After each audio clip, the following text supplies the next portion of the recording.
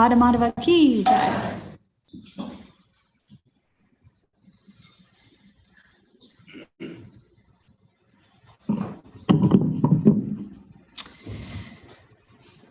Om Namo Bhagavate Vasudevaya.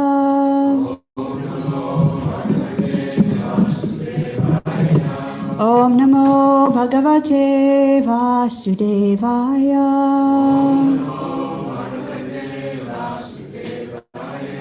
Om Namo Bhagavate Vasudevaya.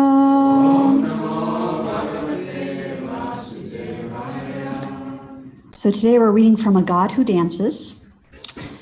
Catchy title. I'm just going to read the quote on the back again. If they want me to believe in their God, they'll have to sing me better songs. I could only believe in a God who dances. Nietzsche. It's hard to pronounce that name. Philosopher. So we're chapter 6 today, and I need several volunteers for the reading. So raise your hand if you'd like to read. I think we need 7 people. Christina. Who else? Okay, actually, I'm going to do this a different way so you'll remember your part. Hold on. I'll do the first part. Krishna praises Balaram. So then we have Dhenuka. You want to do that, Christina? Okay. And then we have poisonous Kaliya. Advaita Prabhu. Okay. Terror in Vrindavan. Nandana, can you do that one? Terror in Vrindavan. Want to get to that part? Okay. Radhika, want to do that one? Okay. Dancing Krishna. Yeah, okay. And the Naga Patnis.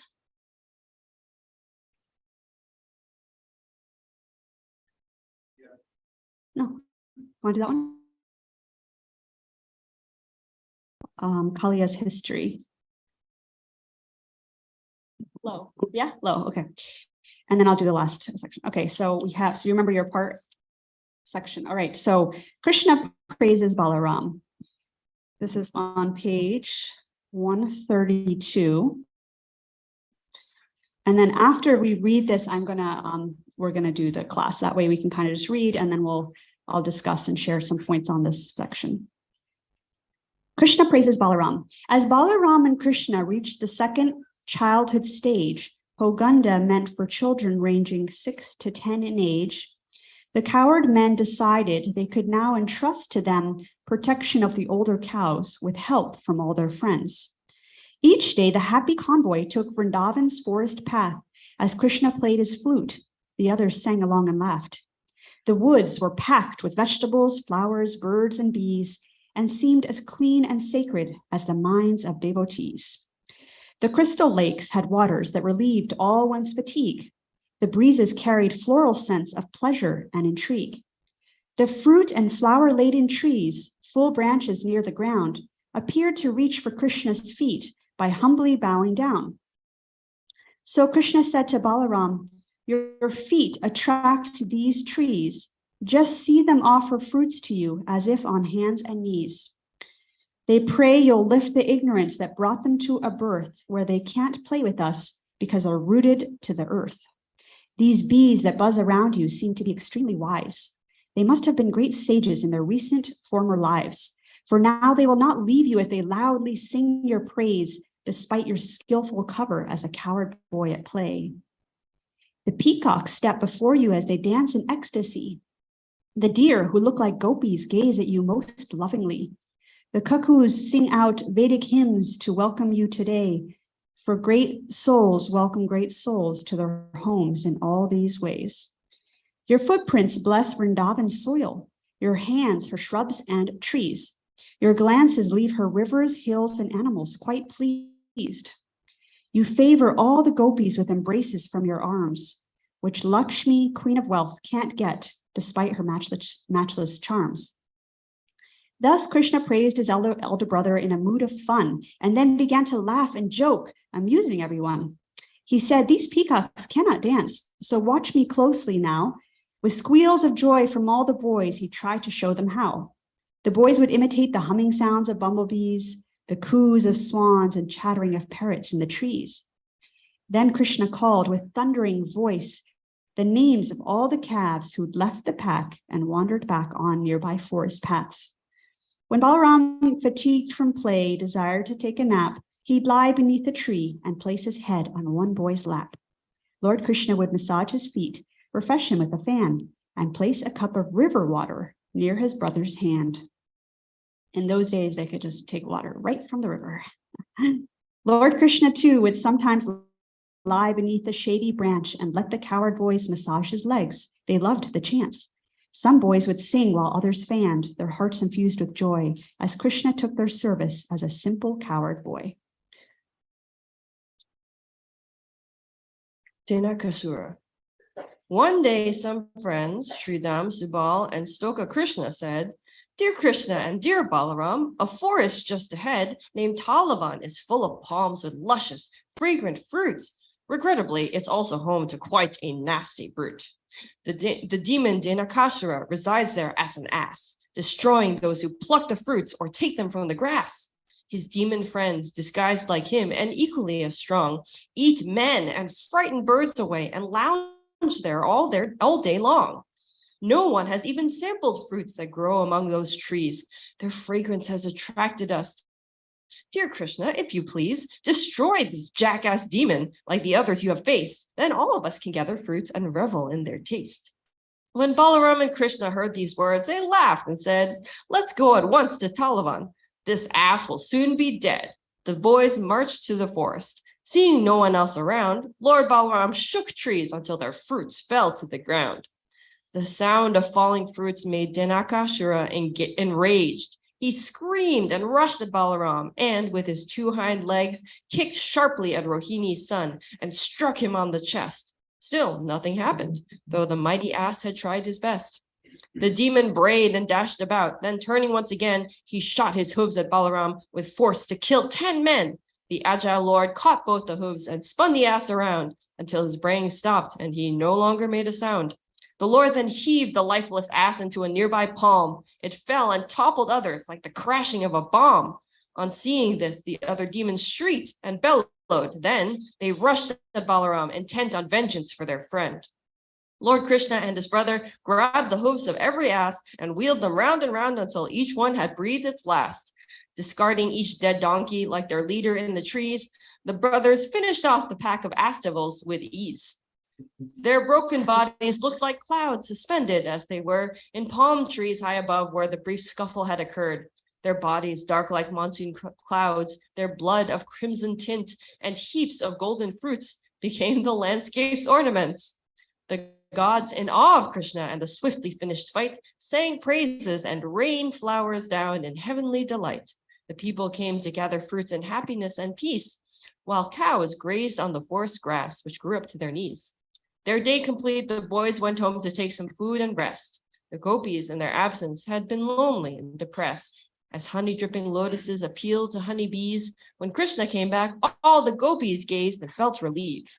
Lord Krishna then accepted, as respectful and of worth, their shy, submissive glances, lightly sweetened by their mirth. The boys and Krishna all went home, and Yashoda was pleased to render service to her son in loving ecstasy.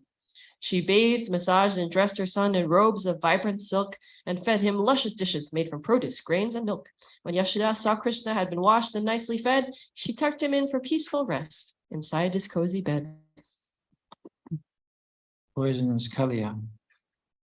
One day, the Lord and all the boys, their arms in friendly link, went skipping to the Jamuna to bathe and take a drink. The sun was hot, the water cool, but as they gulped it down, the boys and cows all suddenly collapsed upon the ground. The water had been poisoned with a potent toxic brew. The massacre made Krishna do what only he could do. His loving glance across the corpses caused them to revive.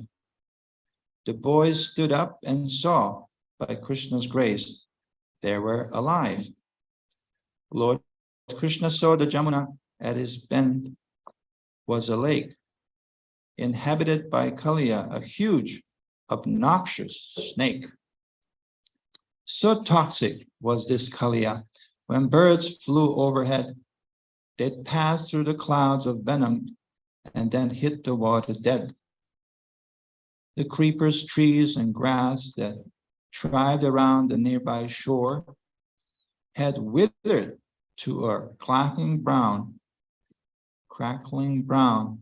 and could not be restored. The poison from Kaliya, which made fog above the lake, drove every living thing away except his fellow snakes. The 100-headed Kaliya, of dark and evil hue, was just the kind of demon Krishna wanted to subdue.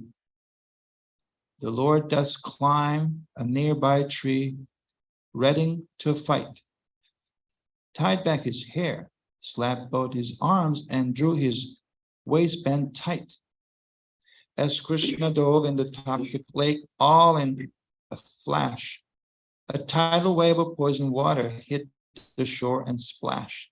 Then Krishna turned and swirled the placid waters round and round, antagonizing Kaliya when he picked up the sound. The serpent couldn't fathom such a boy in yellow dress, had played within his poison lake in utter fearlessness. The chilly serpent blood of Kaliya began to boil. He bit the Lord upon his chest and wrapped him in his coils. Terror in Vrindavan. The residents of Vrindavan, who had run down to the lake, grew frantic seeing Krishna held by such a deadly snake. Not knowing Krishna's power and convinced that he was doomed, they cried and roared upon that shore and fell into a swoon. The bullocks, cows, and calves stood still, made numb by shock and fear. Their eyes, reflecting Krishna, were too stunned for shedding tears. As meteors fell from the sky and earth began to quake, the men all felt the left sides of their bodies start to shake. These omens indicate the worst, cried Nanda in despair, as he and others looked for Krishna running here and there. As all the simple villagers lamented on the shore, Lord Balaram alone was calm. He knew what was in store. Though Krishna's friends and relatives showed great anxiety, in fact, they were experiencing lofty ecstasies. For every thought and recollection entering their heads were all the deeds the Lord had done and all the words he had said. When Nanda and some men saw Krishna under such attack, they ran into the water. Balaram, though, pulled them back. The elder gopis spoke of Krishna, shedding tears of pain, and somehow worked together to keep Yashoda restrained. For 2 full hours, Krishna stayed within the serpent's grasp, until he saw his devotees were ready to collapse. Responding to his parents' and his friends' excessive grief, Lord Krishna promptly freed himself to everyone's relief. Dancing Krishna. The Lord expanded, forcing Kaliya to ease his grip. With bifurcated tongues, the fuming serpent licked his lips. In fury, he raised all his hoods. His eye slits glared like fire. His nostrils looked like pots to cook the venom he required. Despite the fearsome sight, Lord Krishna danced around in play. The evil serpent tried to bite, but Krishna danced away. Like Garuda, who plays with snakes before they are devoured, Lord Krishna played with Kaliya, who slowly lost his power. The endless circling left Kaliya's energy in shreds, and Krishna seized the opening to climb upon his heads. The master of all arts, Lord Krishna twirled and danced around, his feet made red by rubies set within Kaliya's crown. When they saw Krishna dance, the gods assembled and exclaimed, "Let's bring our wives." They all, of course, immediately came. How expertly they played on drums, sang songs, and offered prayers, as Krishna danced on Kaliya with great artistic flair. The 100-headed serpent, who was angry, fierce, and proud, now felt defeat from Krishna's feet, which forced his heads to bow. Each time the serpent raised a hood to show his disapproved, the Lord would promptly smash it with another graceful move.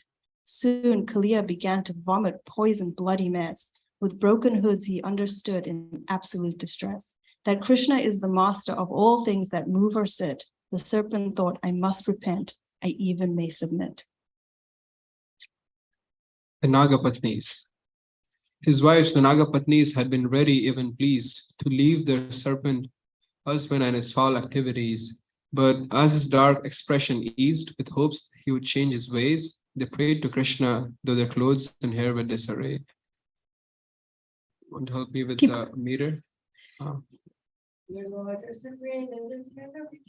Your kicks to her husband are certainly just. You love everybody, so it's understood. When you punish someone, it's for their own good. Your punishment drove away all of the sins our husband has done in his slithery skin. In some former life, did he do something right? Have you danced on him for your own delight? Or Krishna, the giver of every decree, we bow before you and your pure devotees. Your faithful devotees are never misled. Unlike one dumb serpent, we happen to wed. A father endears his young children's offense. A king tolerates when his servant is tense. Supreme peaceful soul, won't you also forgive our husband Kaliya? Oh, please let him live.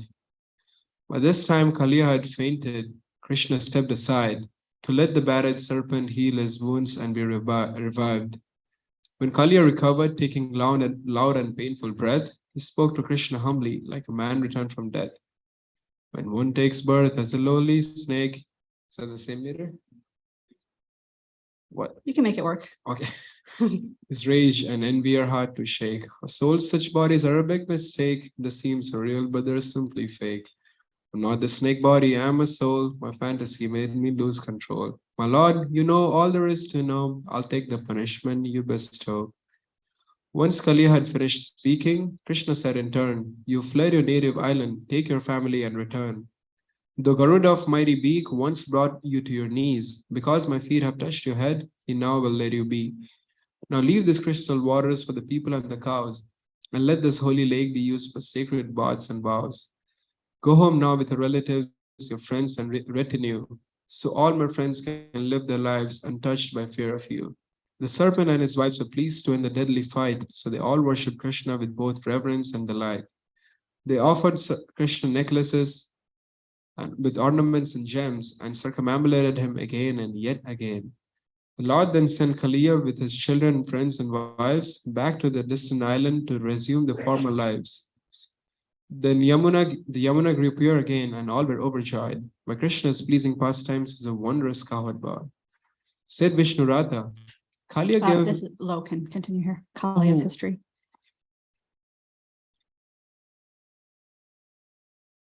Kaliya's history. Said Vishnurata, Kaliya gave up his island home, a paradise for serpents, to go out and live alone. Did Vishnu's eagle serpent Garuda drive him away? If so, why did he chase the snake, and what role did he play? Said Shukadev, now Garuda is known to eat reptiles, especially the serpents who inhabited that isle. Afraid of sudden random death, the serpents made a deal that every month they'd offer him a satisfying meal. The system worked out well enough till Kaliya became so proud that he devoured the feast before the eagle came. When Garuda, so dear to Vishnu, heard about this deed, he flew at once to Kaliya with unexpected speed. Then Garuda found Kaliya and started to attack. So Kaliya exposed his fangs, prepared to strike him back. But Garuda was swift and strong and smashed the awful snake. In great distress, Kaliya left his island for this lake. He chose this lake in Jamuna with knowledge that his foe could not pursue him there due to a curse placed long ago. When the sage Surbahari, wanting to protect the local fish, told Garuda to eat elsewhere, the bird obeyed his wish. One day, however, very hungry, Garuda by chance ate fish from the Jamuna as sage Subari sat in trance. And when he heard that this had occurred, the sage Subari, enraged, Subari said, if Garuda comes back again, my curse will strike him dead. And now you know why Kaliya resided in that lake until Lord Krishna drove him out for his devotees' sake. When Krishna left the water wearing jeweled golden dress, his devotees regained their lives and held him close to their chests. As Nanda, Yashoda, and others required their breath, the dried up trees grew fresh new leaves as they returned from death. Thank you all. A forest fire. Lord Balaram embraced his brother, gave a knowing laugh and gazed at Krishna's beauty as he kept him on his lap. The Brahmins and their wives said, Nanda, God has saved your son. The king concurred and gave the word, my wealth, to everyone. By gifts of gold and cows, he reasoned, Krishna would be safe. His wife, meanwhile, just held her son in tearful, tight embrace. Vrindavan's frightened citizens were so relieved to see their dear beloved Krishna safe, they didn't want to leave. So all of them decided, feeling tired, limp, and drained, to rest there by the river, as such village folk are trained. As all slept on, a giant fire started in the trees. It seems some friend of Kaliya's was somewhat less than pleased, or Kamsa had sent someone to harass the devotees. In any case, the fire roused the people with its heat. Surrounded by the searing flames, the people had no choice except to call for Krishna's help in panic-stricken voice. Oh, Krishna of all opulence, oh, Ram of boundless might, this fire threatens to destroy us all this very night. We do not fear the hellish smoke, the flames, or scorching heat. We fear that death may separate us from your lotus feet. On hearing his devotees' prayers and knowing their desire, the Lord at once inhaled the flames, extinguishing the fire. Om Gyana Timirandasya Gyananjana Shalakaya Chakshur Umilitamina Tasmai Shri Gurave Namaha. So in Bhagavad Gita, Krishna describes how he's of different opulences. He is this, that, right? He's giving different explanations. And in one verse, he says, in Bhagavad Gita 10:36, he says, I am victory, I am adventure, and I am the strength of the strong. So whenever Krishna says something, we can find the evidence of that in his pastimes, the evidence of his statements about his nature, his qualities. And so this section is like a perfect example of all three of those things. He's victory in all of these situations. He came out victorious. He's adventure. Speak about like having fun, right? Want to have an adventure buddy. Krishna's the ultimate one. And he is the strength of the strong. So no one was able to defeat him. So I want to just go through here and I want to share some things that little details from Vishwanath Chakravarti Thakur, and also a few lessons to take from these pastimes. So we first heard about how Krishna and Balaram were entering the forest, and Krishna was glorifying Balaram, saying, look at all these plants and animals that are responding to you. So what Vishwanath Chakravarti Thakur says is that actually the trees and everything were bowing at Krishna. They wanted to come, the trees and branches wanted to come closer to Krishna. But Krishna is so kind that he actually takes the well wishes that are coming toward him and redirects those to his devotee. He wants to glorify his devotee. So he's glorifying Balaram and saying, look, everybody's bowing at you.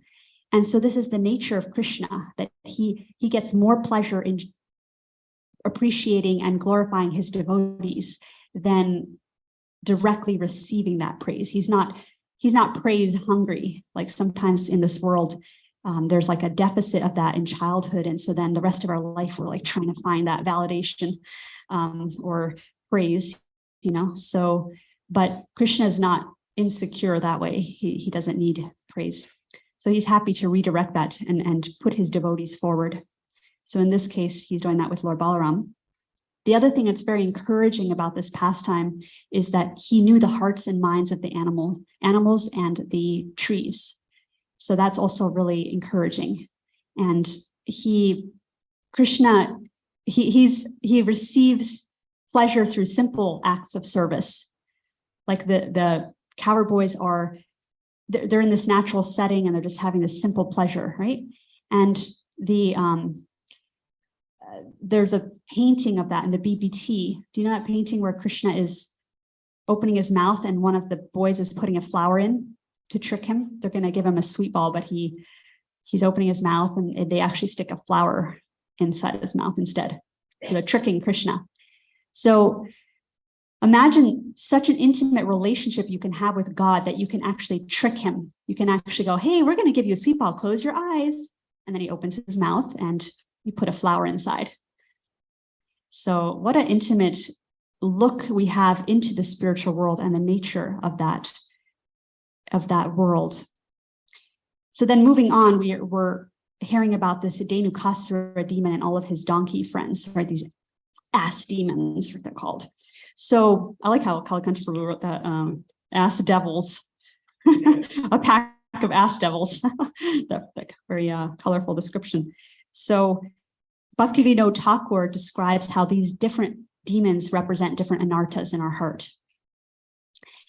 And the valuable thing about making that connection or understanding those anartas when we read the pastimes is that we can connect them to our own heart, to our own life. So when we're hearing the story, it's not just an abstract thing, but we can go, what's the take-home lesson for me in my life? What is that demon representing? And how do I see that in my life, in my heart? And then we can pray to Krishna, please remove that, just like you did with Dhenukasura, just like you did with Kaliya, and so on.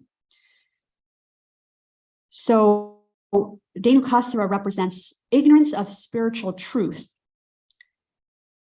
He's so absorbed in being so absorbed in material life that one is not interested in spiritual life. That's what it represents. So that's not a far reach to relate to that, right? I mean, we all have moments of that. Maybe not all of us. I don't want to speak for everyone. I know I do. I have moments of being so absorbed in material existence that I forget, or I'm just not interested in going, oh, I should turn to Krishna right now, or I should, uplift my consciousness and get out of this material focus. So it's quite a common experience in our journey in this world, and Dhenukasura represents that ignorance. So then we can pray to Lord Balaram when we're feeling apathetic or just resistant to wanting spiritual life. We can pray to him and he can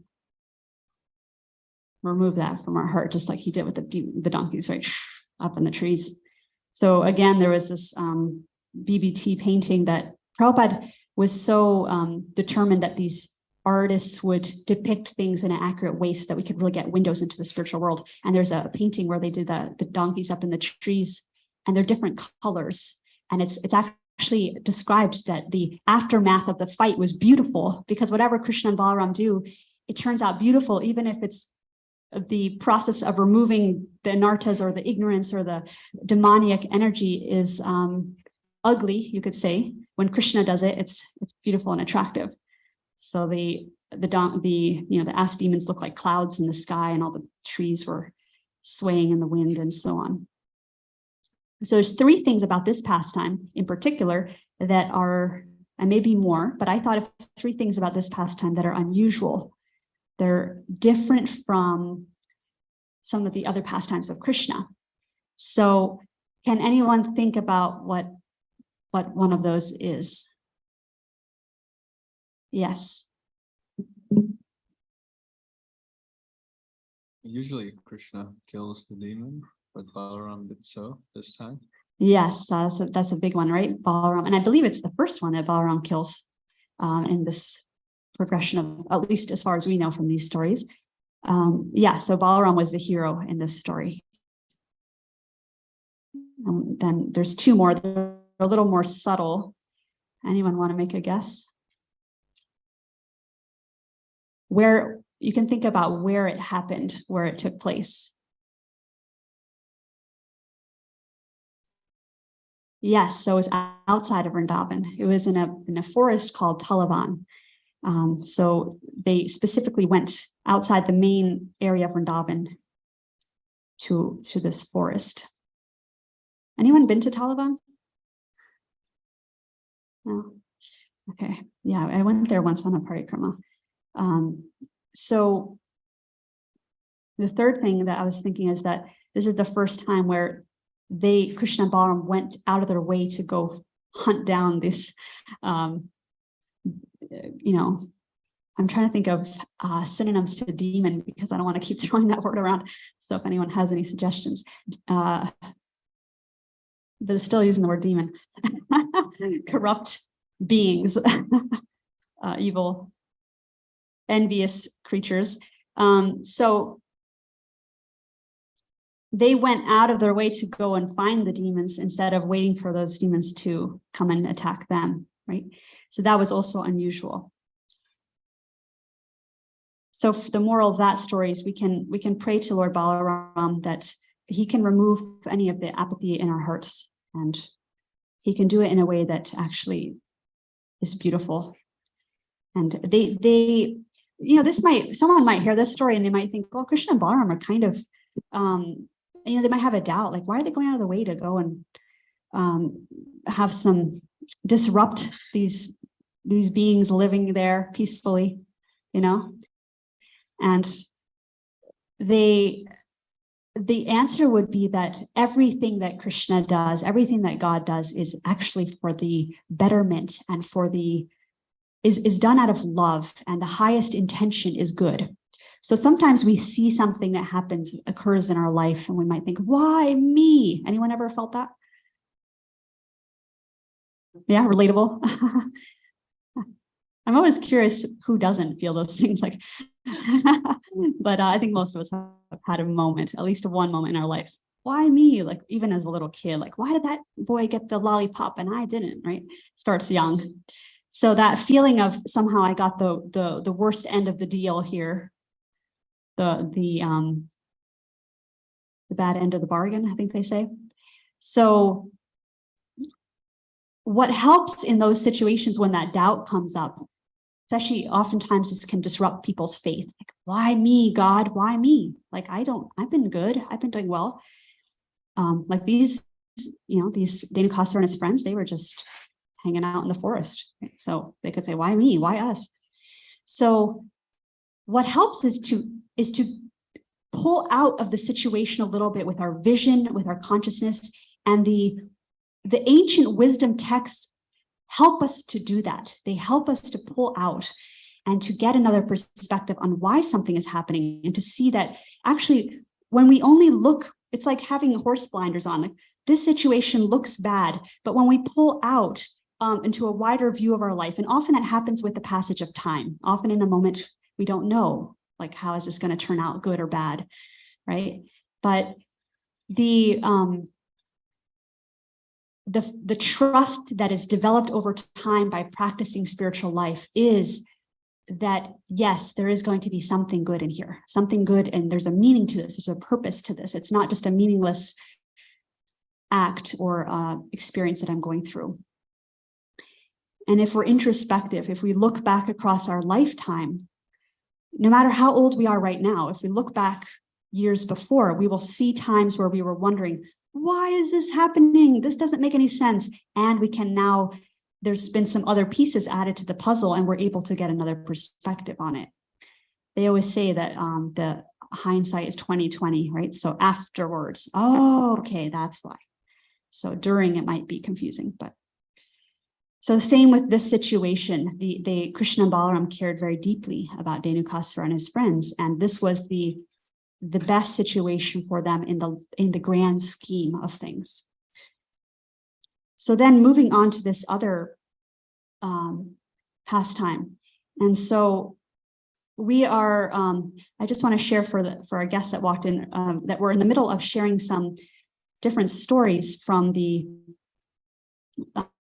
Srimad Bhagavatam, it's an ancient text, right? So I'm just going to give some descriptions of this pastime and then some of the lessons from it. So Naga, some of us think that it's a snake, it means snake, but it actually means a personality that has the ability to have different forms, so on, right? So the power of shape-shifting, really, that's kind of a something that we've read about. At one point, there was a series of books. What was it called? There was Antimorphs or something. Animorphs. Yeah, right. Yeah, they had those cool covers. I don't think I ever read them, but I remember seeing them all the time. Yeah. So the person would be like shifting, like to a different form, right? And anyway, so this power, we don't see it in our contemporary life, hopefully. We don't have people shape-shifting around us, but the Nagas were great entities who were able to do that. They could change from human back to snake. So this helps us to understand this pastime more. It wasn't just like little snakes in that sense. It was great beings that could shapeshift. So Krishna, Supreme Person, is the origin of everything. The original, he's the one who does the origin of everything, right? So the first environmental activist, this story is demonstrating that too, like the river and the land and everything was in distress.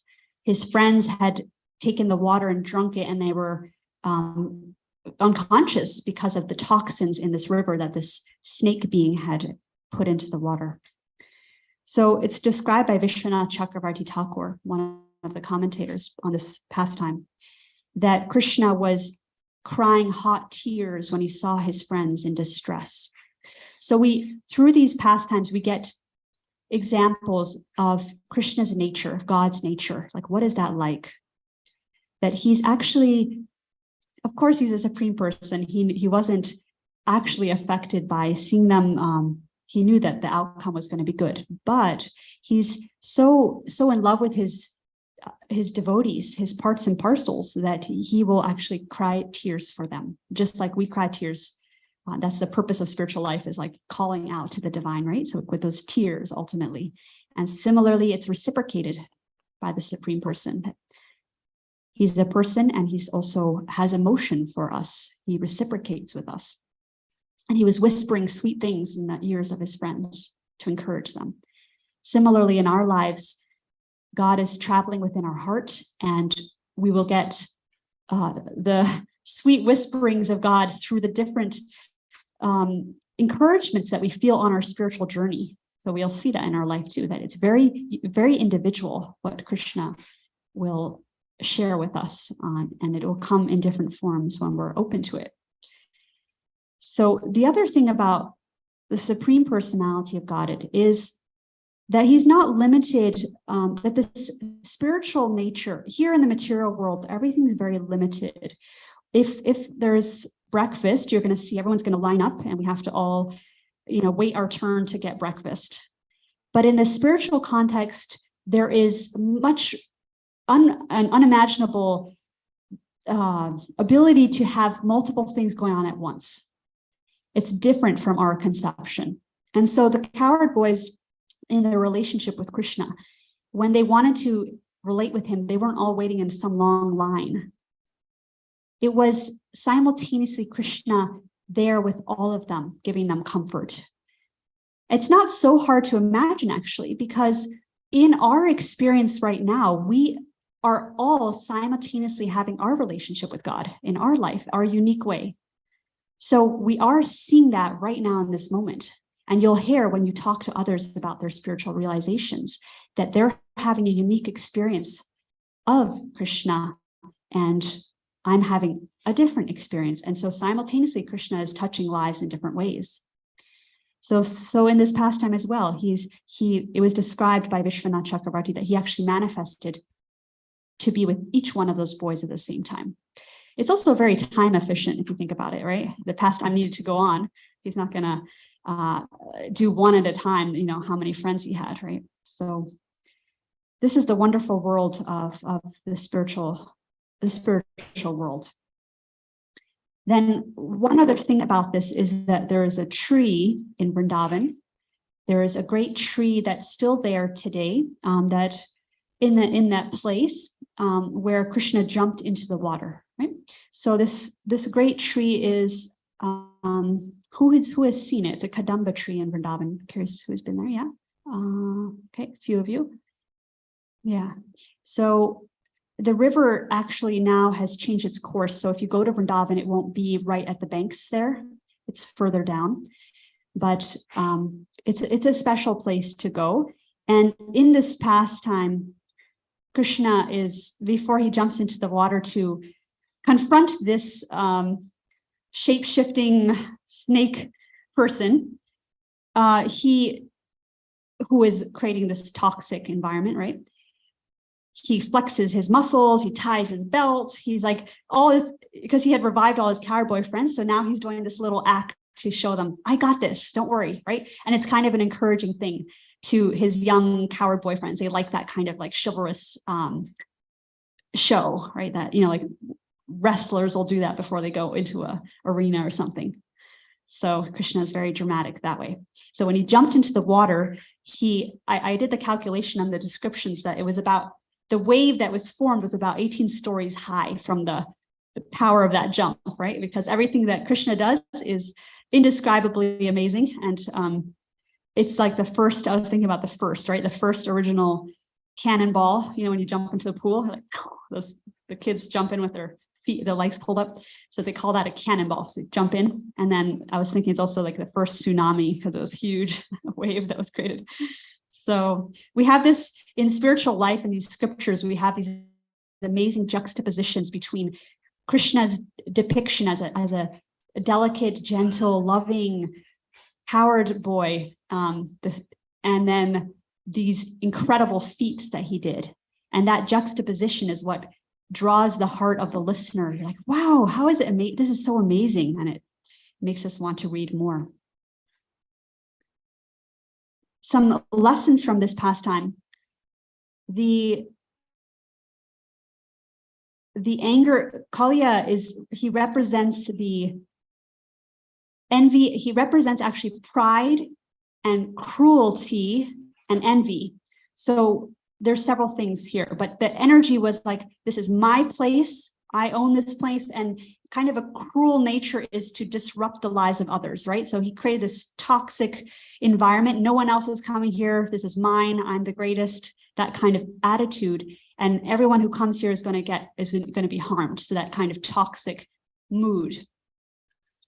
And envy is very much tied in with cruelty, because we're often cruel to those that we're feeling envious of. So it's described that when Krishna jumped in with this joyful mood, he's like, here I come, right? He had this kind of optimistic, almost like a fun-loving mood. He's jumping into the water. Kaliya became more angry. His anger increased by seeing Krishna's joy. And that often happens for us in our life as well. We can see that sometimes if we're introspective, that this quality or this tendency that's within our heart of envy or is aggravated when we see someone else having fun or doing well or achieving something that we wish we could have achieved. So again, this quality can be found in our experience, and we can use this pastime, this story, to help us pray for the removal of those qualities. I don't want to be like that. I don't want to have so much pride that I think I'm so great that I'm going to create a situation where it's all about me and my situation. It doesn't matter if other people are hurt, that kind of attitude, right? So Kaliya was giving us that example. The other lesson is that his wives, remember there was that part where they said they were pretty put off with their husband's attitude, and they didn't mind if that was the end of him. But when they started seeing his consciousness change, they went and prayed to Krishna, please, can you spare our husband? Because, and then they spoke up for him and they prayed for him. So similarly in our lives, when we need the prayers of others, of other souls on our journey, we need the good wishes of others. And if we can get those good wishes, then that's the perfection of our life. And we can do that by doing our part to try to improve that consciousness. And then when devotees see that, they're like in a wish well. So we can pray. Oh yes, and one last thing here is that the chanting of the holy name is like Krishna dancing on the tongue. Krishna dancing on Kaliya is like the holy name dancing on our tongue. So we can think about that too when we're chanting our japa. That please, Krishna, dance on my tongue, these holy names, dance on my tongue, purify my mind and heart, and dance away all of that pride and envy that's in my heart that's hurting others. So in this way, the stories, the pastimes of Krishna don't become some abstract thing that we just read about and that, wow, they're so amazing, we can't relate, but we can actually take lessons from them and make them applicable to our life. So the forest fire, there's just quickly, there's another lesson that Bhaktivinoda Thakur mentions. He says the forest fire is like the dissension between different devotees of different groups. that is what the forest fire is representing. So there are many different types of groups of Vaishnavas, of followers of Krishna. And sometimes there can be disagreements between those groups, which is natural because there's different focuses and so on. But dissension is when there's like hatred or anger, fighting, quarreling between those groups. And that's what the forest fire represents.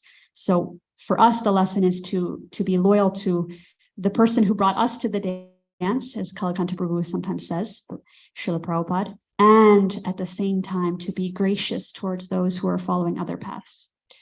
So both things together. Okay, so those were the lessons. I want to just open up for any questions or comments or any reflections. I know we have a few minutes here. Yes. I just wanted to share 2 little extra pieces of information about these pastimes. The first one is with Dhenuka Sura. If you can remember, even in Kalakanta Prabhu's version of the pastime, it says the cowherd boys were telling Krishna and Balaram about this place where there's nice fruit, but no one can access it because of the demon. And I just remember it's described that they were saying they wanted the fruit, but they were only doing that because they wanted to give it to Krishna. But they know Krishna would help them access it if they acted like they wanted it for themselves. So that's an interesting little point. And then this is kind of random, but Prabhupada said that the island to which Kaliya returned is Fiji. And if you go and ask about these kind of things in Fiji, the locals do say that there's an ancient snake somewhere. Yeah, the locals in Fiji, there's stories about this ancient serpent. So that's very cool that's current part of the world that we live in. Yeah, in Fiji they have a deity of Krishna dancing on Kaliya.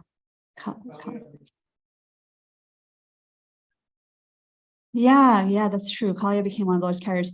You know, one other thing is that this story is different from the others in that Kaliya continued on his journey in his life. He didn't move on to his next body. So he's actually became very favorable to Krishna, and he's a devotee of Krishna. So yeah.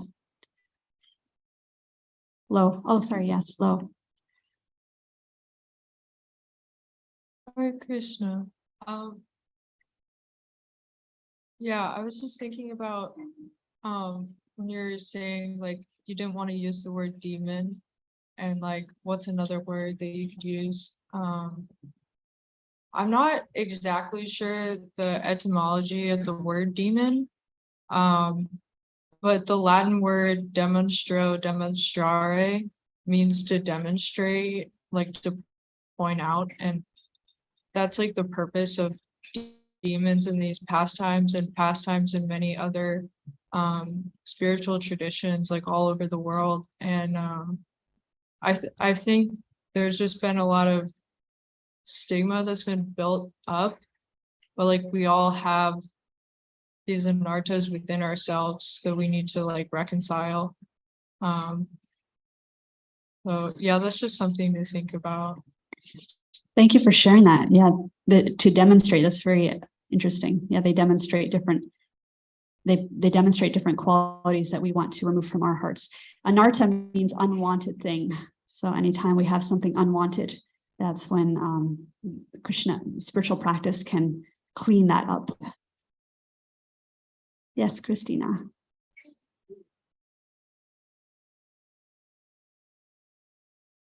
So I just looked up the etymology of the word demon because I like doing that kind of thing.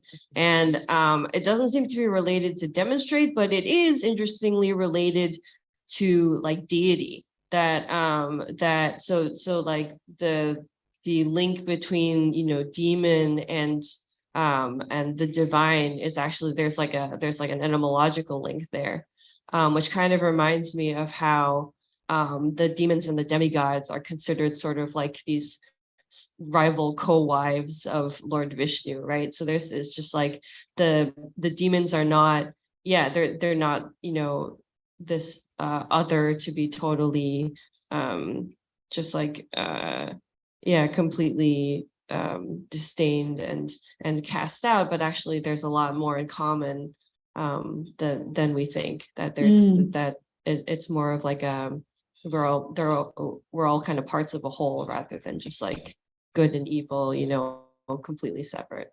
Nice. Thanks for that point. It reminds me, I'll just end with this. That reminds me of that parable of the, I think, Native American traditions of the two dogs in the heart. And one of them has that demigod type nature. One of them has that demoniac type nature. And the one that we feed is the one that lives, right? The one that we feed in our own hearts. So we have both tendencies, but we have to think about which one we're feeding, which side of which aspect. Two wolves. Okay, thanks. Yeah, more specific. Yes, wolves are more intimidating. Yes, Lisa. You're looking for the symbol of the demon. One that came to my mind is unfortunate. Kind of more, you say mild version of what's really going on. Unfortunate ones. Unfortunate ones. Yeah. Thank you. Nice. All right. Thank you all so much, and hope you have a nice breakfast. Hare Krishna. Srimad Bhagavatam ki jai.